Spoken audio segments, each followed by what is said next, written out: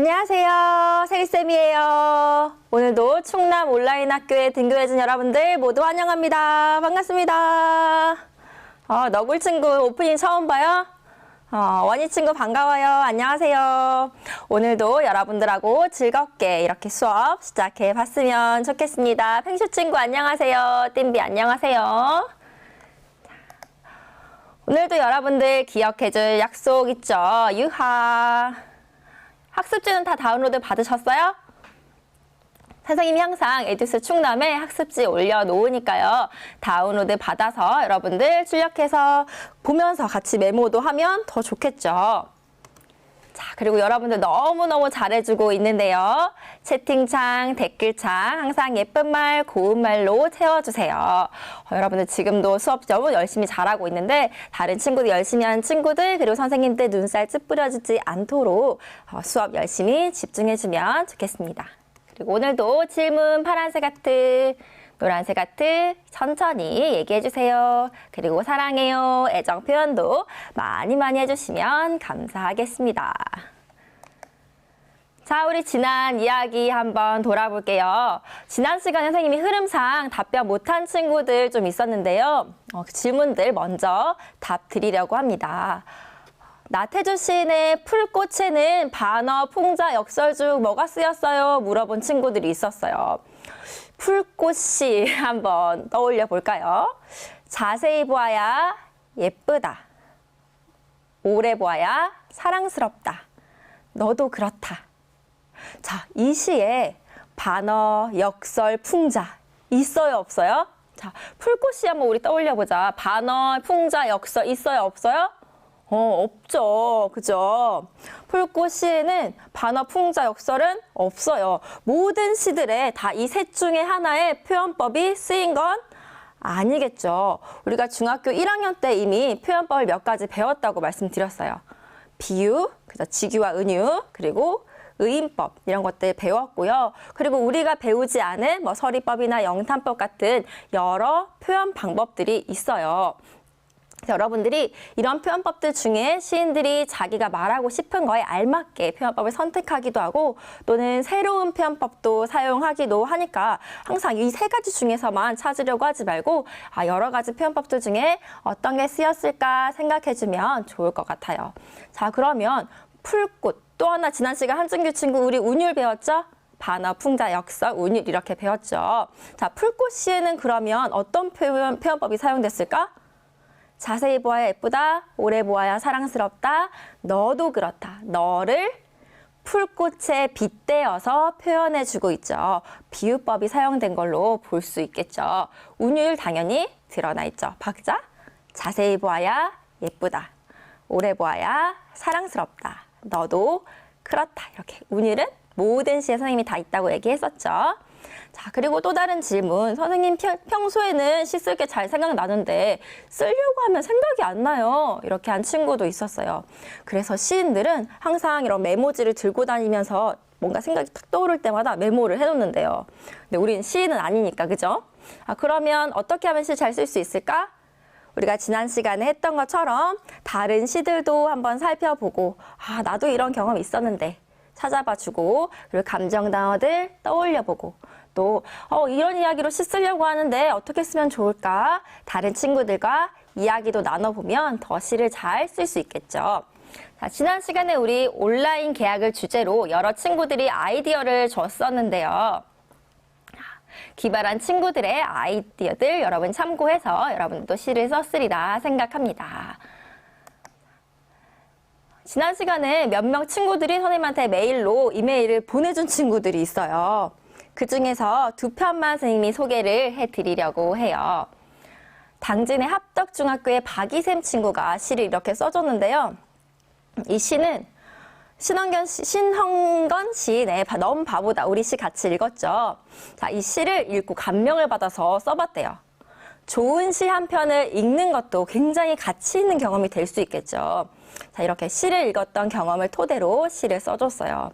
넌 바보다에 나오는 그 친구를 바다에 빗대어서 표현을 해줬어요.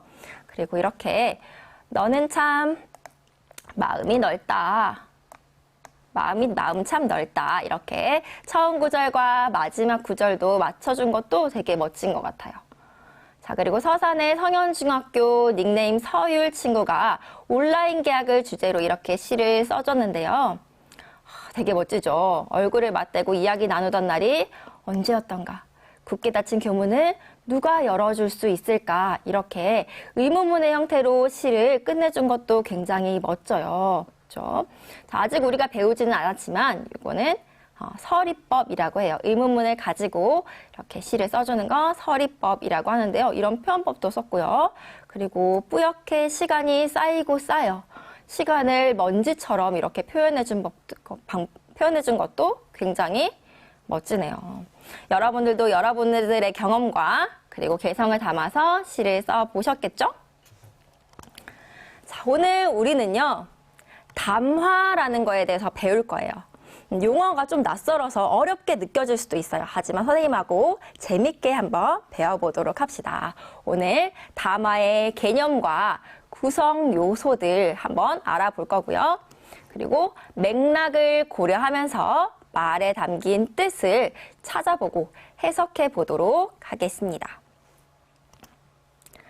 오늘 배운 내용은 여러분들이 가지고 있는 교과서에 이런 단원에 해당되는 내용이니까요. 여러분들 함께 참고해서 보시면 되겠습니다.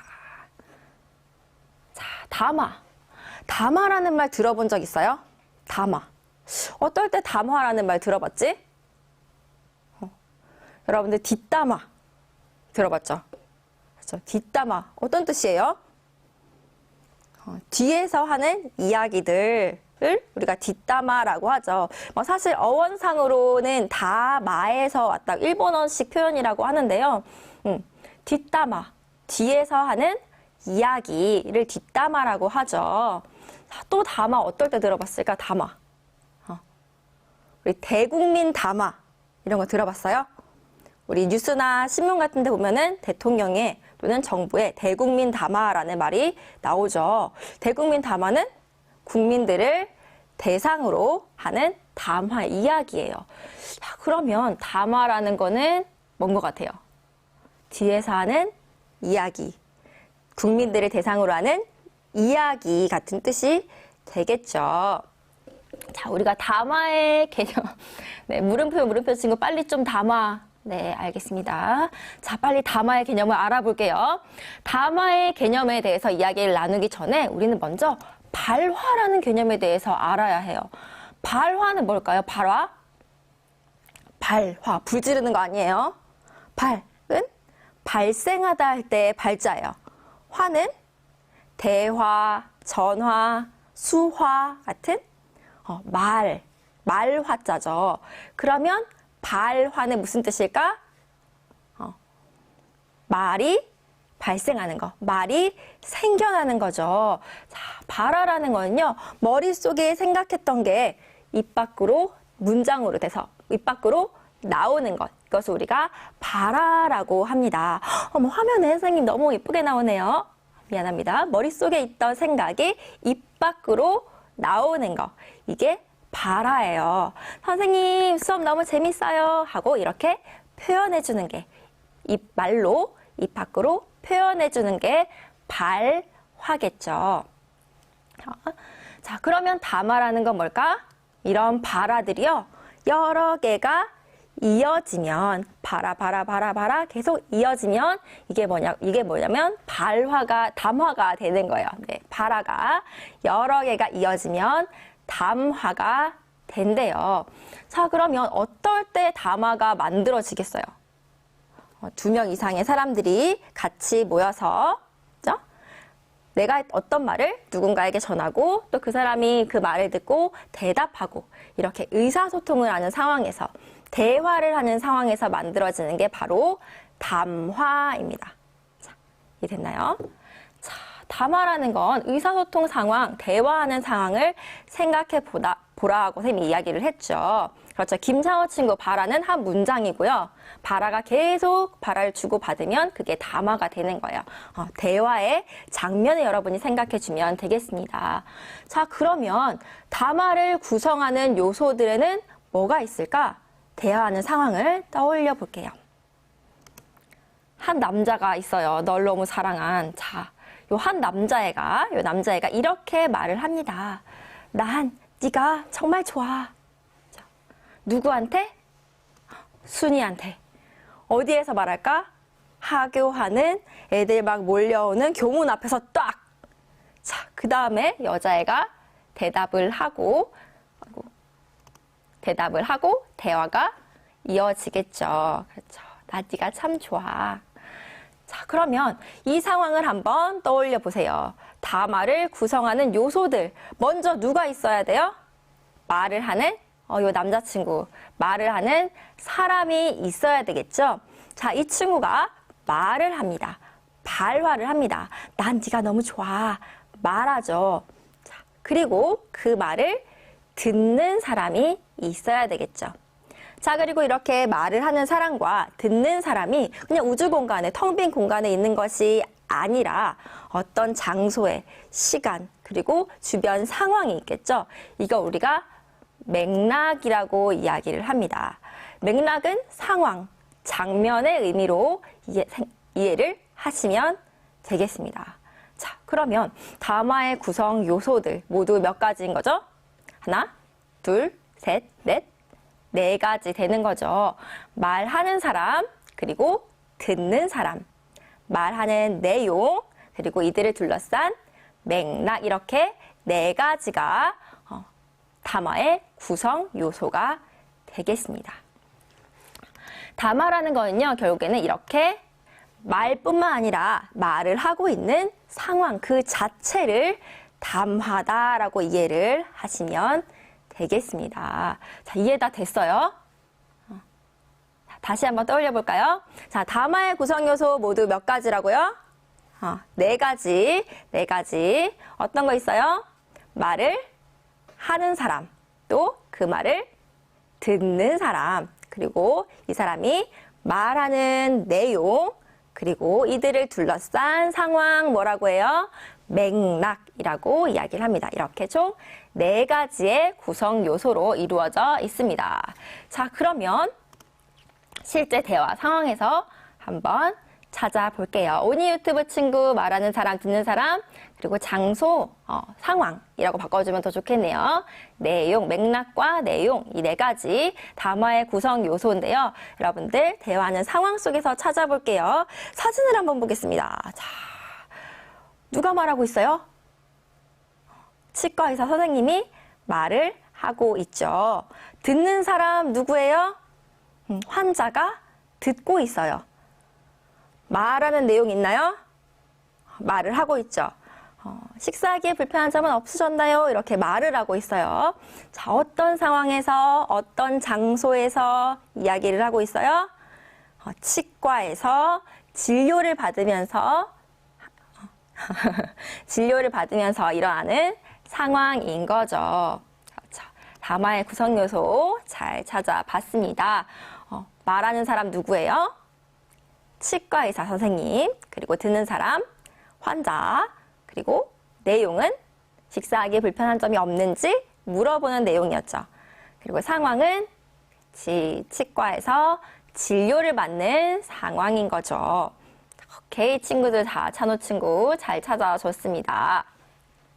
자, 그런데 이런 담화에서 이런 구성 요소들은 담화의 의미에 영향을 끼치고 있습니다. 그죠? 펭수 친구 불편한 점 있는데 계속 없어요. 아프면 손 들어주세요 해놓고 아파요 손 들면은 그냥 예 좀만 참으세요 하시죠. 그죠?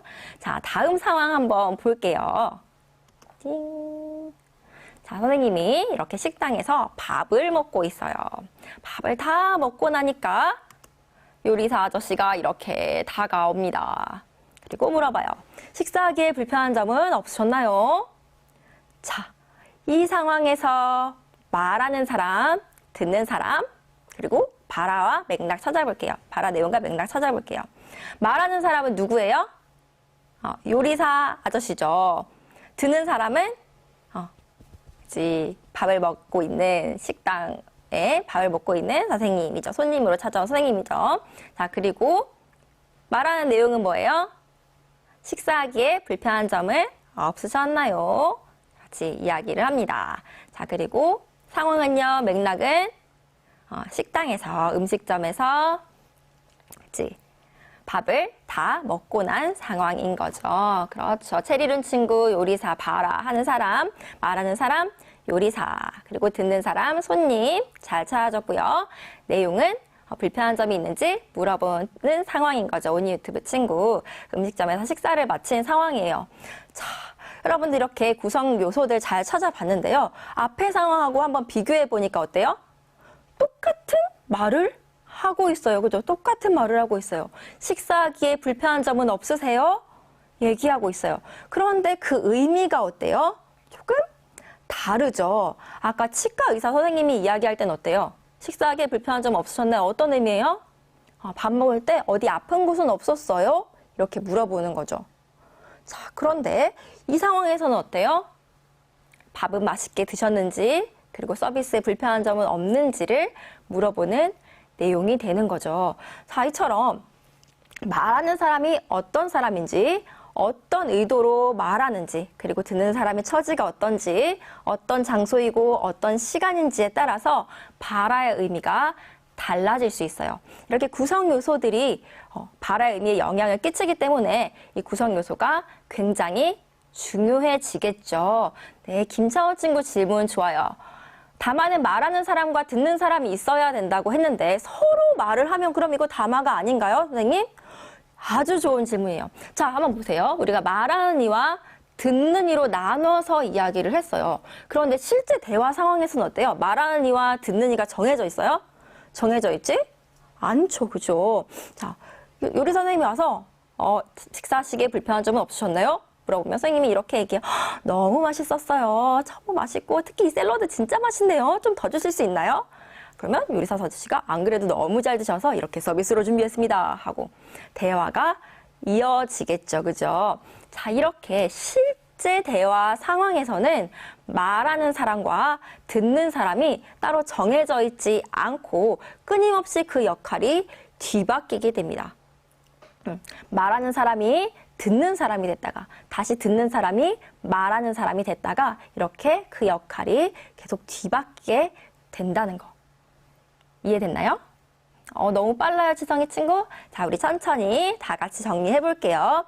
자, 담화의 구성 요소 몇 가지가 있었죠? 대화 상황 떠올려 봅시다. 말하는 사람 있었고요. 그 말을 듣는 사람이 있죠. 그리고 말하는 내용이 있어요. 말하는 내용. 자, 그리고 이들을 둘러싼 뭐예요? 맥락이죠. 그죠? 그렇죠. 한진규 친구, 대화의 이 상황 전체가 바로 담화입니다. 말하는 그 말 자체뿐만 아니라 이들을 둘러싼 장소, 시간, 이 사람들의 관계 이런 것들이 모두 담화의 요소가 된다는 거죠. 이해됐나요? 담화의 4가지 요소 뭐가 있다고요? 말하는 사람, 그리고 듣는 사람, 말하는 내용, 그리고 이들을 둘러싼 맥락까지 4가지 요소 찾아봤습니다. 자, 그런데 실제 대화 상황에서는 이렇게 말하는 사람과 듣는 사람을 구분할 수 있다, 없다? 구분할 수 없다. 서로 이 역할이 뒤바뀌면서 대화가 이루어진다라는 거예요. 이해 잘 됐나요? 오케이, 체리룬 친구 이해 잘 됐다니까 너무 좋네요. 질문이 또 있어요. 오니 유튜브 친구. 대화를 해도 듣고 말할 수 있으면 대화도 당연히 담화에 들어가겠죠. 자, 대화하는 상황을 선생님이 기억해 달라라고 이야기를 했었죠. 자, 근데 아까부터 계속 맥락이라는 말이 나오는데요. 이 맥락을 우리가 다시 한번 생각을 해볼게요. 앞서 대화 상황에서 이야기를 할 때 이 맥락은 어떤 장소에서 어떤 시간에 말을 하는지, 그리고 말하는 사람과 듣는 사람의 관계가 어떤지에 대한 이야기를 우리가 뭐라고 했냐면 맥락이라고 이야기를 했어요. 이 맥락을 우리가 상황 맥락이라고 이야기를 해요. 말을 하는 상황에서, 대화가 이루어지는 상황에서 누가 말하고 누가 듣고 이 둘의 관계가 어떤지, 그리고 어떤 장소에서 어떤 시간에 말을 하는지, 이러한 것들 우리가 상황 맥락이라고 이야기를 해요. 담화의 의미에 직접적으로 이렇게 관여를 하고 있는 것들이죠. 자, 그런데 우리가 지역이 다르거나 세대가 다르거나 그리고 문화가 다를 때 대화가 제대로 이루어지지 않을 때가 있어요. 그건 뭘까요? 서로 어떤 환경에서 자라왔는지 하는 삶의 배경이 다르기 때문이겠죠. 이런 거 우리가 사회 문화적인 맥락이라고 이야기를 합니다. 담화가 이뤄지는 상황에서 직접적으로 알 수는 없지만 간접적으로 그 사람이 살아왔던 삶의 배경은 대화를 하는데 영향을 끼치게 되어 있죠. 자, 방금 어떤 친구가 수화 이야기를 해줬는데요. 수화도 대화의 한 종류이기 때문에 김찬호 친구가 잘 답변해줬네요. 담화에 해당이 되겠죠, 그죠? 자, 우리가 아까 문장으로 표현한다라고 이야기를 했는데요. 꼭 말로 이루어진 문장이 아니더라도 수화도 언어의 한 종류잖아요, 그죠? 이것도 대화의 상황이기 때문에 이 역시 담화에 해당이 될 수 있겠죠. 자, 이러한 담화는요, 상황 맥락과 그리고 사회 문화적인 맥락에 영향을 받게 됩니다. 그리고 이런 맥락에 따라서 말의 의미가 달라져요. 자, 그러면 어떻게 뜻이 달라지는지 한번 해볼게요. 여러분 혹시 TMI송 알아요? 그 카피추 아저씨가 그 노래, 그 이등병의 편지 노래를 불렀어요. 집 떠나와 열차 타고, 이거를 숨겨져 있는 의미를 다 더해서 평소에 잘 들어가지 않는 집 떠나와 KTX 타려고 했는데 2,000원 모자라서 무궁화호 열차 타고, 이렇게 숨어있는 뜻을 찾아내는 거 TMI라고 하죠. 정보를 많이 넣는 거. 우리 TMI로 말풍선을 해설해 보겠습니다. 자, 상황입니다. 추쿠추쿠추쿠추쿠추쿠. 지하철이에요. 아저씨가 저기 앉아있네요. 한 여자친구가 두리번 하더니 아저씨한테 다가옵니다. 아저씨, 서울대는 어떻게 가나요? 자, 그렇게 이야기하니까 아저씨가 이렇게 얘기해요. 일단 내신 점수를 잘 따야 되니까 학교 수업 잘 듣고, 또 그리고 자기만의 노트를 정리하는 게 좋겠지? 어쩌고 이야기를 하죠. 공부를 열심히 하렴. 헐. 자, 이 친구가, 이 여자친구가 이야기한 서울대는 어떻게 가나요? 자, 어떤 의미예요? 자, 상황을 떠올려보세요. 서울대는 어떻게 가나요? 해석해 보세요. 자, 여러분. 자, 여러분의 수업에 조금만 집중을 해주세요. 다 공부 잘하면 서울대 간다고요. 얘기하죠. 자, 이 친구가 서울대는 어떻게 가나요? 물어보는 거. 어떤 의미로 얘기하는 거예요? 그렇죠. 지성이 친구. 길을 물어보는 거겠지. 그치? 가는 길을 물어보는 거죠. 저는 여기 서울에 처음 왔어요. 그래서 서울대를 어떻게 가야 되는지 모르겠어요. 지하철 노선도를 봤는데도 어딘지 모르겠어요. 어디에서 내려서 어떻게 가야 되나요? 버스는 타야 되나요? 아니면 많이 걸어야 하나요? 그렇죠. 가는 경로를 물어본 거죠. 자, 그런데 이 아저씨가 이해한 뜻은 뭐예요? 서울대 어떻게 입학할 수 있는지를 물어보는 것 같죠. 자, 아저씨가 이해한 뜻과 그 친구가 말한 뜻이 서로 다 다르기 때문에 의사소통에 장애가 생긴 거죠. 맥락을 제대로 이해를 못한 겁니다. 네. 이해됐어요? 자, 다음 상황을 한번 볼게요. 철수가 병원으로 갔어요. 그리고 안내데스크에 있던 간호사 선생님이 이렇게 물어봐요. 어떻게 오셨어요? 자, 그러니까 철수가 걸어왔는데요. 헐. 자, 간호사 선생님의 말 뜻은 어떤 뜻이에요? 그렇죠. 어디가 아파서 무슨 몰일로 병원에 오게 되셨나요? 무슨 검사를 받으러 오셨나요? 아니면 어디가 아파서 진료를 보러 오셨나요? 아니면 누군가를 병문안하러 오셨나요? 이렇게 물어보는 거죠. 그렇죠. 체리론 친구. 어디가 아파서 왔는지를 물어보는 거예요. 자, 그런데 철수가 받아들인 뜻은 뭐예요? 어떤 방법으로 병원에 오게 됐는지, 걸어왔는지, 버스를 타고 왔는지 묻는다고 해석이 됐어요. 자, 맥락을 제대로 못 읽어낸 거죠. 우리가 맥락에 따라서 의미가 달라지는데 그 맥락을 잘 못 읽어내면 어떻게? 이렇게 의사소통에 장애가 생기는 거죠. 네, 이해됐죠? 다음 상황도 보겠습니다. 학교입니다. 따라라라라란 따란따라라란 종이 울리고요. 남자친구가 이렇게 이야기를 합니다. 혹시 마치고 시간 있어? 자, 이거 어떤 일입니까? 학교에 이제 종이 쳤어요. 수업에 마쳤어요. 그리고 남자친구 앞에 이렇게 책이 많이 올려져 있네요. 자, 혹시 마치고 시간 있어? 이거 어떤 의미일까? 잘 보니까요. 앞에 책이 많이 올려져 있고 이걸 어디로 옮겨야 되는 거 아닐까요? 그죠? 뭔가 도움이 필요한 상황 가죠. 그렇죠. 한진규 친구 책 같이 들고 가달라는 거죠. 자, 그런데 여자친구 대답. 알았어. 너의 마음 잘 알았어. 어디부터 갈까? 자, 작업 거는 걸로. 그치, 지원아, 유지열 친구. 데이트 신청하는 걸로 이해를 하면 굉장히 민망한 상황이 되겠죠. 그죠? 그래서 전현빈 친구처럼 학교 끝나고 나 좀 도와달라는 얘기인데, 책 좀 들어달라는 얘기인데, 김치국을 마셔버렸습니다. 알았어. 내가 니만 말아줄게. 데이트 신청을 해석하면 안 되겠죠. 그죠? 서로 민망해지죠. 얼굴 다시 못 봅니다. 그렇죠. 이불킥각. 자, 이렇게 같은 말이라도 어떤 상황에 이야기를 하냐에 따라서 의미가 달라지죠. 자, 여러분들의 모습이에요. 오후 2시. 아직까지도 이불에서 뒹굴뒹굴 좀 전까지 이러고 있었던 거 아니죠? 뒹굴뒹굴 하고 있습니다. 빠밤. 그때 누가 등장합니까? 빠밤 빠밤 빠밤 빠밤. 엄마의 등장. 지금 몇 시야? 자, 이거 무슨 뜻일까요? What time is it now? 시간 물어보는 걸까요? 아니죠, 그죠? 쏘기야 친구 8시에 일어나세요. 와우, 부지런한데요. 자, 지금 몇 시야? 이거 무슨 뜻이에요? 시간 물어보는 거? 아니죠. 어떤 뜻이에요? 야, 지금 해가 중천에 떴는데 오후 2시가 됐는데 왜 아직도 안 일어나니? 빨리 일어나서 공부해. 빨리 온라인 수업 켜.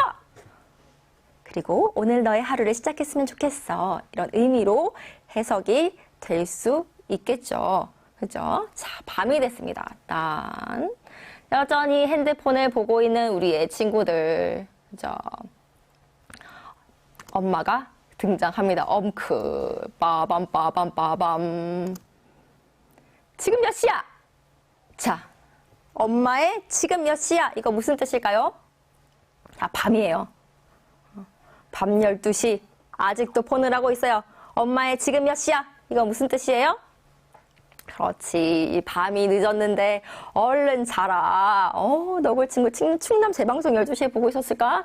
안 자고 뭐니? 아직도 안 자니 빨리 자. 이야기하는 거겠죠. 그죠? 지금 몇 시니? 이렇게 하다가는 너의 내일 하루가 너무나 걱정이 되는구나 하는 엄마의 마음이 빨리 자고 이제 내일 다시 하렴 하는 엄마의 걱정이 담겨져 있는 말이죠. 그죠? 자, 똑같이 지금 몇 시야? 라는 말인데 언제 말하냐? 그치? 어떤 시간에 말을 하냐에 따라서 의미가 하나는 일어나라는 뜻이고 하나는 자라는 뜻으로 뜻이 달라지죠.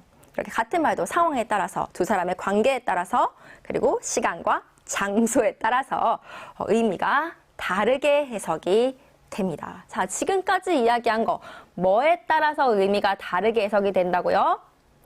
맥락에 따라서 어떤 시간에 어떤 장소에서 말을 하느냐 그리고 두 사람 간의 관계가 어떤지 그리고 이 사람의 듣는 사람의 처지가 어떤지 말하는 사람이 어떤 의도로 이야기를 하는지에 따라서 어때요? 담화의 의미가 달라져요. 이렇게 대화에 직접적으로 관여하고 있는 요소들 이걸 뭐라고 불러요? 상황 맥락이라고 이야기를 한다고 했죠. 이렇게 다 상황 맥락 때문에 의미가 달라지는 겁니다. 그래서 우리가요. 대화를 할 때는 상대가 어떤 의도로 말하는지 그리고 듣는 사람의 처지가 어떤지 어떤 상황인지를 잘 읽어내면서 대화를 해야 대화가 원활하게 이루어질 수 있겠죠. 그런데 사실요 이렇게 대화를 잘못 이해하는 경우 있어요 없어요? 잘 없어요. 왜? 이런 상황 맥락은요 우리가 모국어 화자이기 때문에 이 나라에서 태어나서 살고 있기 때문에 그래서 상황 맥락에 따른 의미 차이를 자연스럽게 우리가 체득하면서 자라왔기 때문에 이렇게 상황 맥락을 잘 못 읽어내는 경우는 잘 없겠죠. 그죠? 자, 그런데요. 사회 문화적인 맥락은 좀 달라요. 그 사회 문화적인 맥락이라는 건 그 사람이 어떤 환경에서 자라왔는가, 어떤 배경에서 자라왔는가, 살아왔는가 하는 것이 바로 사회문화적인 맥락이기 때문에 눈에 겉으로 보이지 않아요. 그래서 우리가 깊이 생각해보고 상대를 이해하려 넓은 마음을 지녀야 제대로 대화를 이해할 수가 있겠죠. 자, 이 상황을 한번 보세요. 할머니는 어떤 의도로 얘기해요? 아이고, 농통하니 얼굴이 달덩이 같네. 자, 어떤 의미로 얘기하시는 거예요? 통통하니 보기 좋다라는 의미로, 복스럽고 보기 좋다라는 의미로 해석을 한 거죠. 옛날에는 통통한 게 미덕이었고 오히려 부러움의 대상까지 됐으니까. 그쵸? 그런데 이 친구가 얘기하는 달덩이 같다는 의미는 뭐예요? 통통하고 좀 살이 쪘다라는 의미로 받아들인 것 같아요. 부었을 때 우리가 나 얼굴이 달덩이처럼 부었어 이렇게 얘기를 하죠. 이제 부었다, 너 왜 이렇게 얼굴이 둥글둥글하니? 이런 뜻으로 받아들이고 기분이 나빠졌어요. 그죠? 뭐요? 네, 제 얼굴이 달덩이 같다고요? 기분이 나빠졌죠. 자, 서로가 살아온 환경이 달라서, 그렇죠. 서로 살아온 시대가 다르고 배경이 다르기 때문에 의사소통에 장애가 생긴 거예요. 세대 차이 때문이겠죠. 이런 게 바로 뭐야? 사회 문화적인 맥락이에요. 할머니가 살아온 환경과 내가 살고 있는 환경이 다르기 때문에 말의 뜻이 다르게 해석되는 거죠. 자, 이것도 한번 볼게요.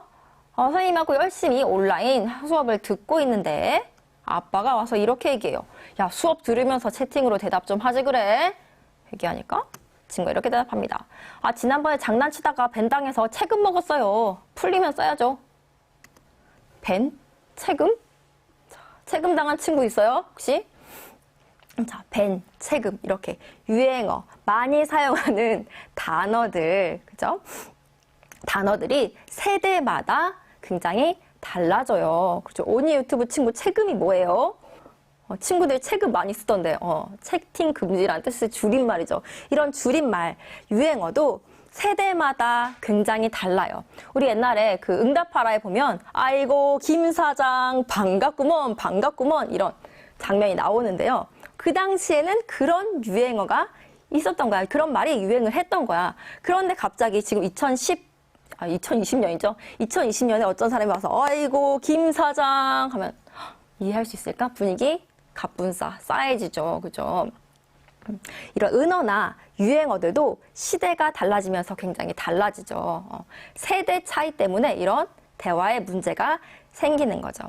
자, 이렇게 세대가 살아가는 사회 문화적인 상황이 다르기 때문에 삶의 배경이 다르기 때문에 이렇게 하는 말도 달라지는 거예요. 유머도 다르죠. 그래서 어떤 말이 생겨났어요? 아재 개그라는 말이 생겼죠. 그래서 사장님이, 선생님이 아주 재밌게, 야, 선생님이 유머를 준비했다 하고 이야기를 해주셨는데, 어때요? 분위기 하하하하 재밌어요. 와, 정말 웃기네요. 자, 이런 상황이 벌어지는 거죠. 뭐 때문에? 사회문화적인 배경이 다르기 때문에, 사회문화적인 맥락 때문에. 그렇죠. 명절입니다. 명절. 오랜만에 먼 친척분이 오셨어요. 고모 할머니가 오셨어요. 그래서 안녕하세요 하고 인사를 했더니 이렇게 이야기를 하십니다. 아이고 야가 억수로 많이 컸네 기여부라. 야야 밥 많이 먹어라. 엥? 이해가 잘 안 되죠. 그죠? 자. 강한 친구 할머니 페피. 할머니가 상황에 안 맞는 말을 했어요. 아니, 저 상황에 딱 맞는 얘기를 하셨어요. 자, 그런데 뭐 때문에 지금 이해가 안 되는 거예요? 그렇죠. 사투리 때문에, 방언 때문에 해석이 안 되고 있어요. 이건 뭐 때문이에요?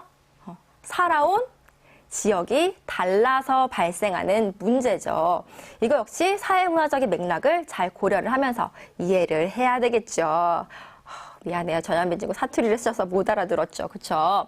자, 옛날 제주 방언을 쓰시는 분이라면 더 이 문화적 거리가 멀어지겠죠. 선생님이 좀 전에 제주 선생님한테 배우고 왔는데 한번 들어보세요. 무슨 말인지. 무신거의 꼬람 진띠 모르쿠가. 무신거의 꼬람 진띠 모르쿠가. 이게 무슨 말인지 모르겠죠? 하는 말이래요.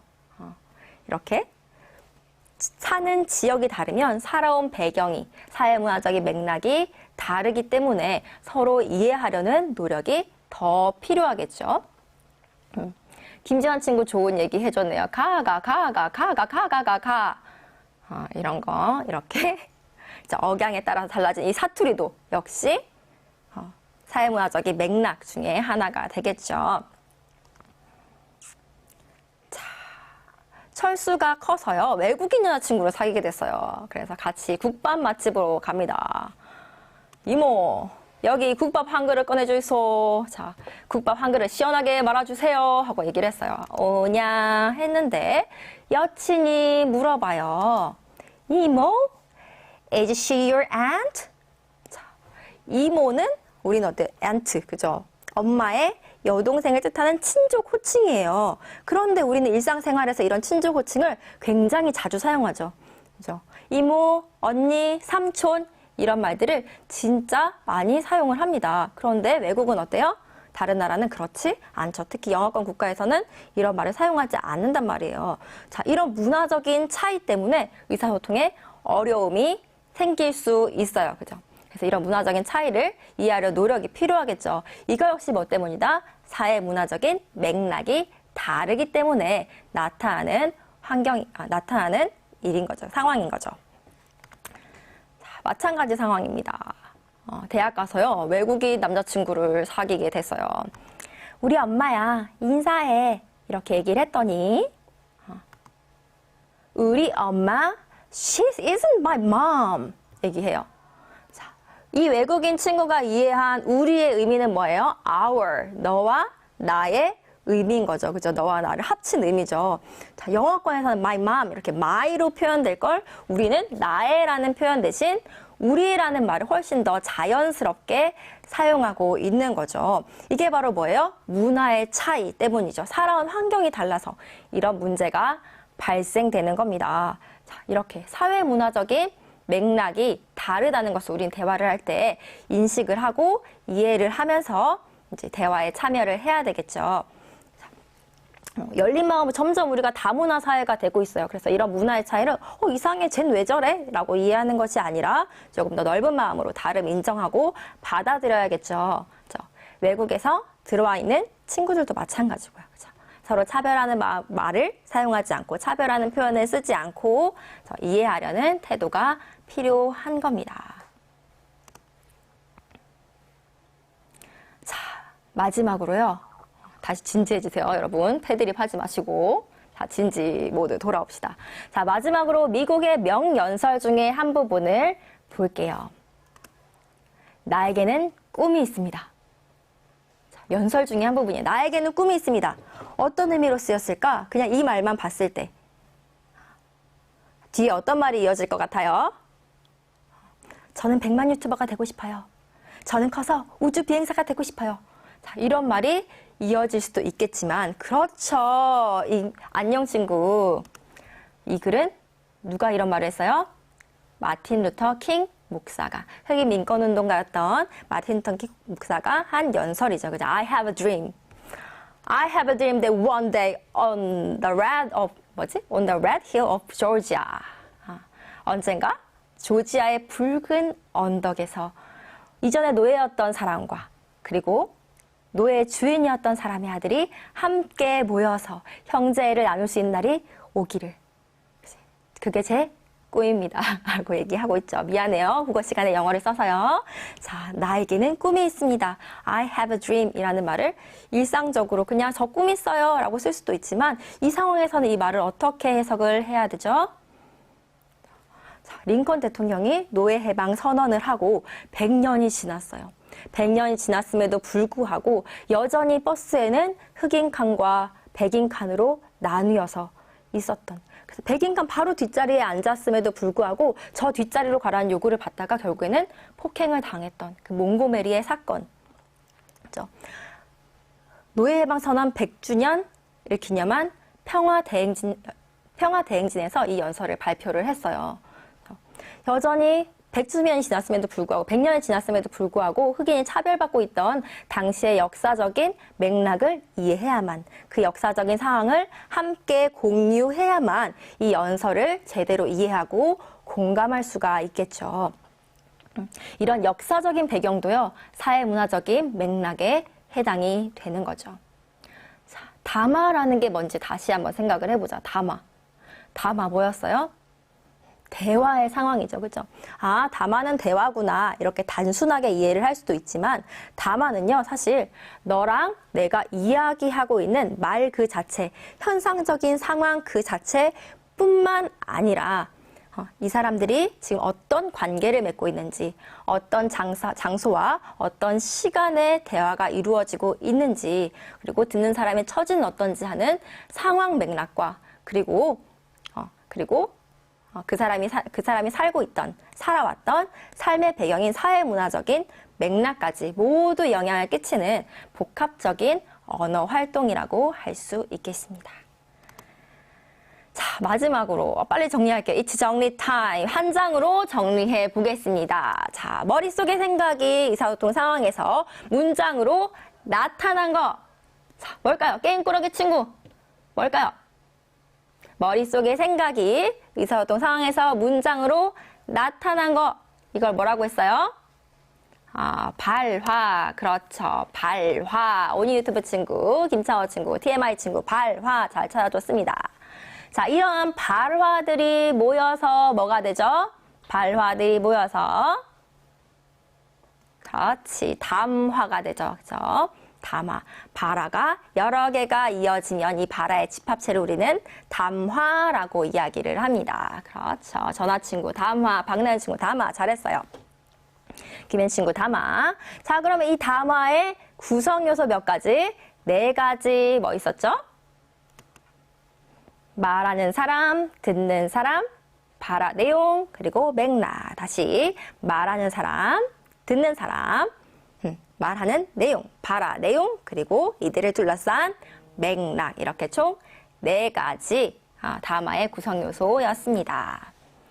자, 맥락을 2가지로 나누어서 우리가 찾아봤어요. 그죠? 어떤 지금 말하고 있는 말하는 사람과 듣는 사람의 관계, 그리고 어떤 장소에서 이야기하는지, 어떤 시간에 이야기하는지 하는 상황 맥락 있었고요. 그리고 이 사람들이 살아온 삶의 배경을 이야기하는 거 뭐였어요?